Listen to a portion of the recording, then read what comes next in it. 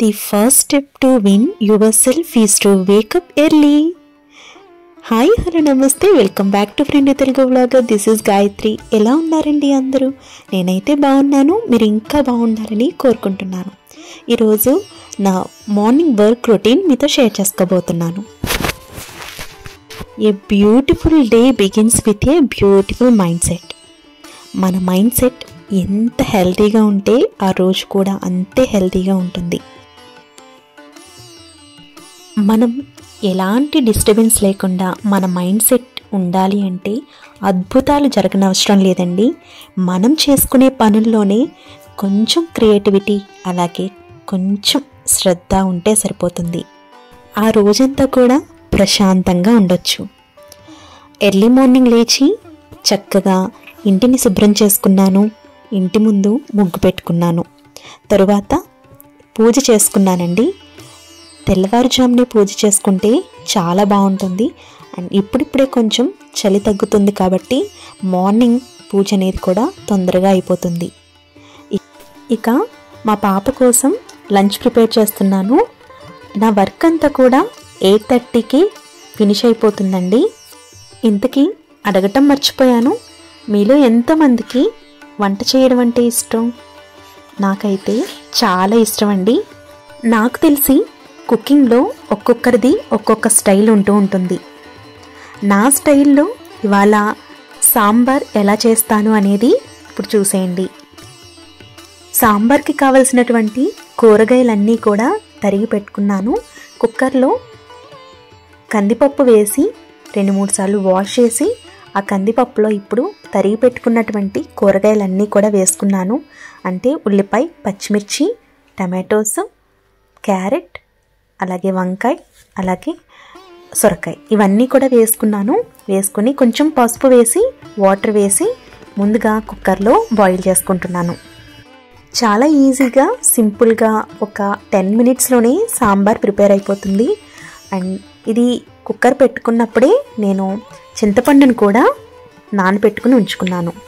చూసారు కదండి, ఒక 4 విజిల్స్కి ఈ విధంగా పప్పు అంతా ఉడికిపోయింది. మీకు ఒక డౌట్ రావచ్చు, కూరగాయలు కూడా బాగా మెత్తగా ఉడికిపోతాయని. అలా ఏం లేదండి, పర్ఫెక్ట్గానే కుక్ అవుతాయి.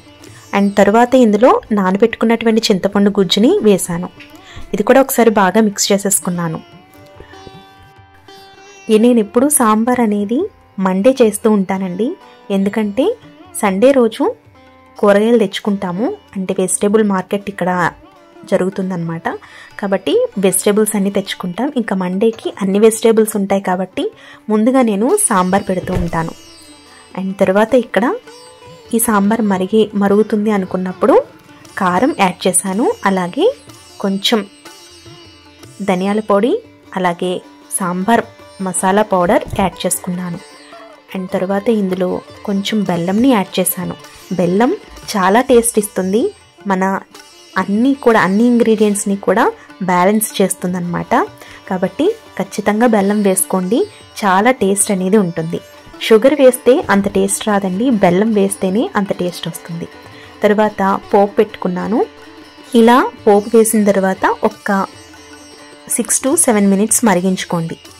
సో ఈ విధంగా ఉంటుంది. చాలా టేస్టీగా ఉంటుందండి. చాలా సింపుల్గా ఈజీగా అయిపోతుంది. కుక్కర్లో బాయిల్ చేసుకున్నాం కాబట్టి ఈజీగా అయిపోతుంది. ఒకవేళ మీరు డైరెక్ట్గా బాయిల్ చేసుకోవాలి అనుకుంటే కనుక కొంచెం టైం ఎక్కువ పడుతుంది. అలా కూడా టేస్ట్ బాగుంటుంది. ఈ సాంబార్కి కాంబినేషన్గా వంకాయ చట్నీ చేస్తున్నాను. వంకాయ టమాటా చట్నీ చాలా రుచిగా ఉంటుంది. ఇక్కడ నేను వంకాయల్ని 1/2 కిలో తీసుకున్నాను. వీటిలన్నిటిని కూడా బాగా వేయించుకున్నాను ఆయిల్లో.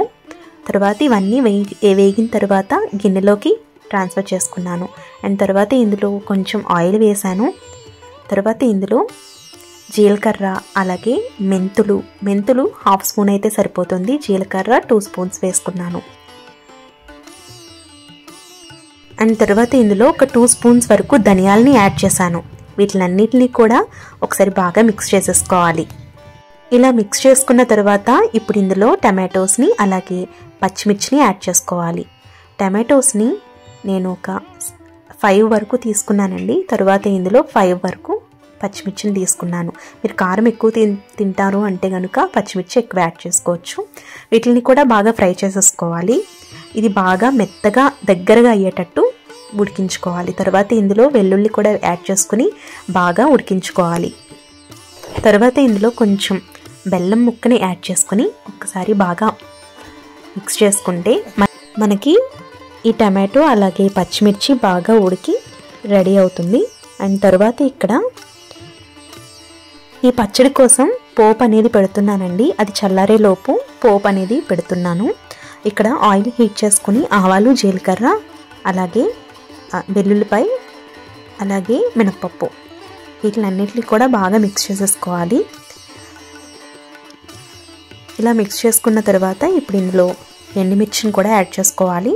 ఎండుమిర్చి కొంచెం చూసుకుని యాడ్ చేసుకోవాలండి, ఎందుకంటే పచ్చిమిర్చి యాడ్ చేసాం కదా. కారం ఎక్కువ తినేవాళ్ళు ఎక్కువ యాడ్ చేసుకోవచ్చు, తక్కువ తినేవాళ్ళు తక్కువ యాడ్ చేసుకోవచ్చు. అండ్ తర్వాత ఇందులో కరివేపాకును కూడా యాడ్ చేసుకుని ఒకసారి బాగా మిక్స్ చేసేసుకోవాలి. సో ఈ విధంగా పోపు పెట్టేసుకోవాలి. అండ్ తర్వాత మనం ముందుగానే వేయించుకున్నటువంటి వంకాయ ముక్కలు ఏవైతే ఉన్నాయో అది చల్లారిన తర్వాత మిక్సీ పట్టేసుకోవాలి. రెండు సెపరేట్గా పట్టుకోవాలండి. ఇది బాగా మిక్సీ పట్టుకున్న తర్వాత మనం ఉడికించుకున్నటువంటి టమాటోస్, పచ్చిమిర్చి ఉన్నాయి కదా, ఇవి కూడా ఒకసారి బాగా మిక్సీ పట్టేసుకుని రెండింటిని కూడా మరొకసారి మిక్సీ చేసేసుకుంటే మనకి వంకాయ పచ్చడి అనేది కంప్లీట్ అయిపోతుంది. మనం పెట్టుకున్నటువంటి తాలింపు ఇప్పుడు ఈ వంకాయ పచ్చడిలో యాడ్ చేసేసుకోవాలి. అంతేనండి, చాలా ఈజీగా సింపుల్గా వంకాయ పచ్చడి కంప్లీట్ అవుతుంది. పప్పుచారు, అలాగే నార్మల్ చారు, లేదంటే సాంబార్, ఈ మూడిట్లోకి ఇది చాలా సూపర్ కాంబినేషన్ అన్నమాట. అలాగే ఇడ్లీ, దోశ, వడ, బజ్జీ ఇలాంటి వాటిలో కూడా ఈ వంకాయ పచ్చడి అనేది చాలా టేస్టీగా ఉంటుంది.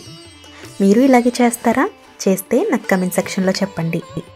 సో ఈరోజైతే మాది సాంబార్ వంకాయ పచ్చడితో లంచ్ అనేది కంప్లీట్ చేసేస్తాము.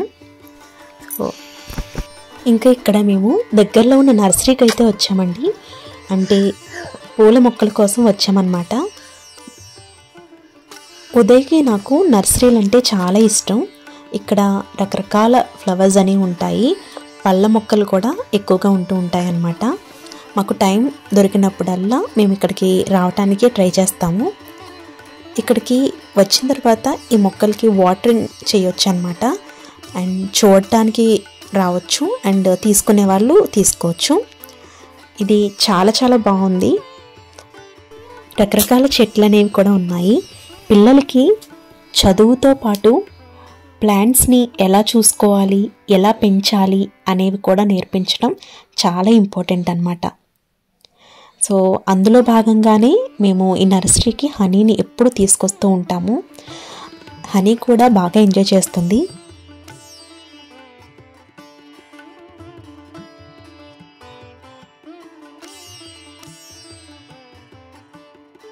చాలామంది చిన్న చిన్న విషయాలకి ఎక్కువ బాధపడిపోతూ ఉంటారు. కొందరైతే ఎంత సమస్య వచ్చినా అస్సలు తొనకరన్నమాట. అడ్డంకులు వస్తే అధిగమిస్తారు, సమస్యలు వస్తే పరిష్కరిస్తారు.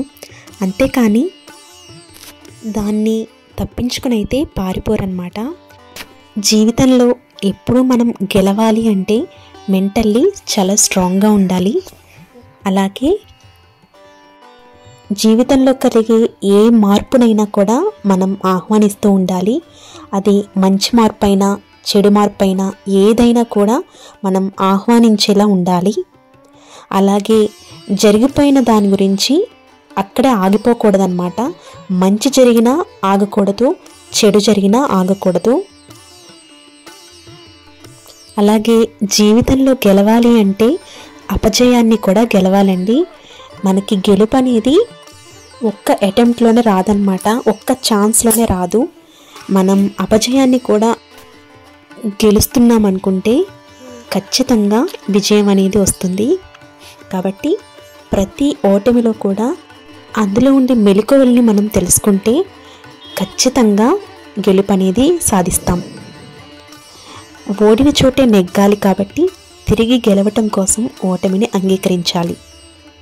సో ఇవన్నీ కూడా మన మైండ్లో ఉంటే మెంటలీ మనం చాలా స్ట్రాంగ్గా ఉంటామండి. అండ్ ఇంకొక ముఖ్యమైన విషయం, ఒకరితో ఒకరు కంపారిజన్ అనేది ఉండకూడదు.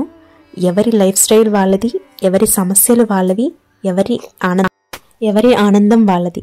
కాబట్టి జీవితంలో ఎప్పుడూ కూడా ఒకరిని ఇంకొకరితో కంపారిజన్ అనేది చేసుకోకూడదు. ఇది చాలా చాలా ఇంపార్టెంట్ అన్నమాట. సో చూసారు కదా ఫ్రెండ్స్, ఈ వ్లాగ్ మీకు నచ్చిందని అనుకుంటున్నాను. నచ్చినట్లయితే ప్లీజ్ లైక్ చేయండి, మీ ఫ్రెండ్స్ అండ్ ఫ్యామిలీ మెంబర్స్కి తప్పకుండా షేర్ చేయండి. అలాగే మన ఛానల్ని సబ్స్క్రైబ్ చేసుకోండి. పక్కనే ఉన్న బెల్ బటన్ని యాక్టివేట్ చేసుకుంటే నా నోటిఫికేషన్స్ అన్నీ మీ వరకు రీచ్ అవుతాయి. అలాగే ఇప్పటి వరకు మన ఛానల్ని సబ్స్క్రైబ్ చేసుకున్న ప్రతి ఒక్కరికి థ్యాంక్ యూ సో మచ్ అండి. రేపటి ఒక బ్యూటిఫుల్ వ్లాగ్తో మళ్ళీ మీ ముందుకు వస్తాను. అప్పటి వరకు నమస్తే. Thank you for watching. Have a nice day.